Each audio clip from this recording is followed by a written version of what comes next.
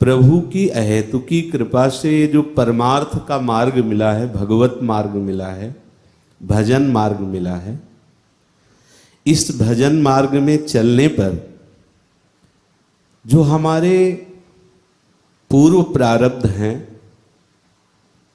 जो पूर्व अशुभ जमा हैं, वो आक्रमण करते हैं। क्योंकि भोग भोगने से ही नाश को प्राप्त होता है, ये शास्त्रीय सिद्धांत है। हम जो कह रहे हैं बहुत सोच समझ के कह रहे हैं। हमारे जो महापुरुष जन बोले बहुत सोच समझ करके, बहुत आपको बिना ननुनच किए, बिना कोई विचार किए, बस उस पर चल पड़ो, उस पर सोचो ना। अगर आप ये सोचते हो कि हम एक, तो देखो अभी सुबह सुबह यहाँ ले जा रहे हैं, वहाँ ले जा रहे हैं, उनका डिप्रेशन हो रहा है, हाई ब्लड प्रेशर हो रहा है। अरे कोई प्रेशर नहीं यार, प्रिया प्रीतम का भजन करो, हर प्रेशर डाउन हो जाएगा।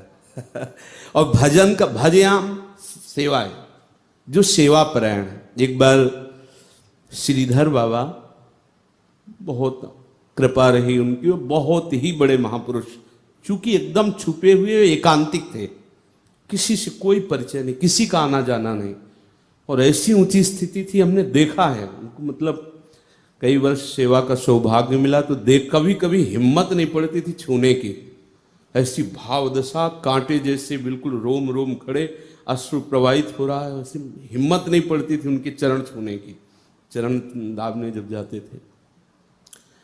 तो एक बार हमने उनसे कहा कि कभी कभी बड़ी अशांति हो जाती है।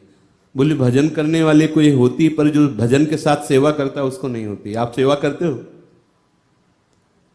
तो हम कहा गुरुदेव भगवान की सेवा में जाते हैं। हाँ, बोले समर्थ सेवा है, थोड़ा धाम की भी सेवा करो, परिक्रमा में झाड़ू लगाया करो, सोहनी लगाया करो।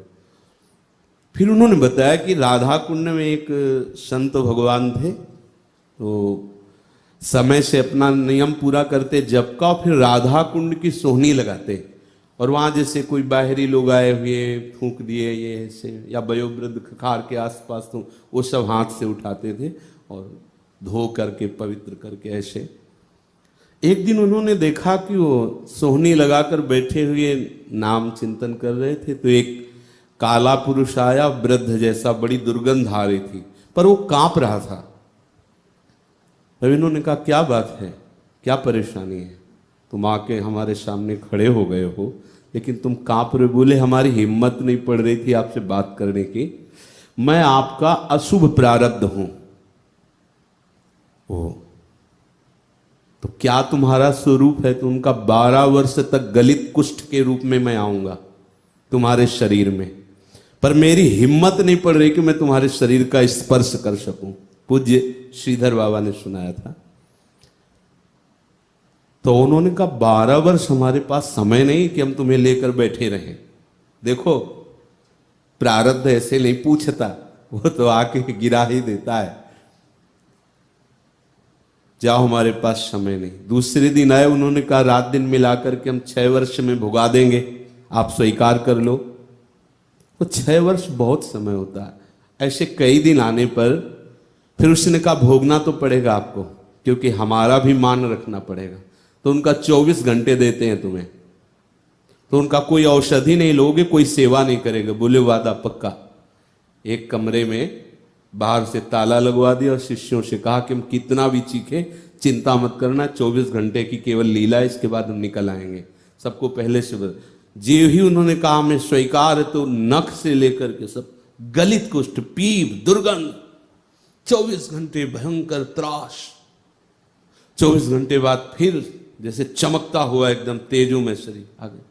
देखो 12 वर्ष यही भोगना था, लेकिन राधा कुंड की सेवा और नाम जप का प्रभाव उनको प्रारब्ध कैसे, प्रारब्ध ऐसे आ रहा है। अगर आ भी रहा है तो कितना कम, 12 वर्ष का 24 घंटे में आ रहा है, और वो ऐसे। तो क्या ये केवल उन्हीं के लिए सिद्धांत नहीं है, इस सबके लिए है। ये शरीर है, इससे कुछ शुभ अशुभ कर्म बनते रहते हैं, इस सेवा में लगावे। और सबसे बड़ी सेवा होती है आज्ञा। यदि आपके लिए आज्ञा हो गई कि आप बैठ जाओ, बस बैठ के सुनो, तो गुरु सेवा हो रही। तुम्हारा पाठ भजन उससे कोई मतलब नहीं। हमें मतलब कि हमारे गुरु ने आज्ञा की, हमें ये सेवा है, बोले कुछ समझ में आता, कुछ लाभ मिलता है, हमें इससे मतलब नहीं। हमारे गुरु ने आज्ञा कि बैठे बैठे। जब तक आप अपने मन की चलाते रहेंगे, अनुमान लगाते रहेंगे, जब तक आप कहीं न कहीं राग द्वेषात्मक वृत्ति रखेंगे, तो एक प्रारब्ध कर्म बख्शेंगे नहीं। ये हम क्यों कहते रहते हैं? क्योंकि लक्ष्मण रेखा के बाहर हुए तो ये प्रारब्ध आपको बिल्कुल परेशान कर देंगे, और लक्ष्मण रेखा के अंतर्गत रहे तो ये प्रारब्ध आएंगे। ऐसा हम नहीं कहते कि नहीं आएंगे, आ सकते, पर परेशान नहीं कर सकते।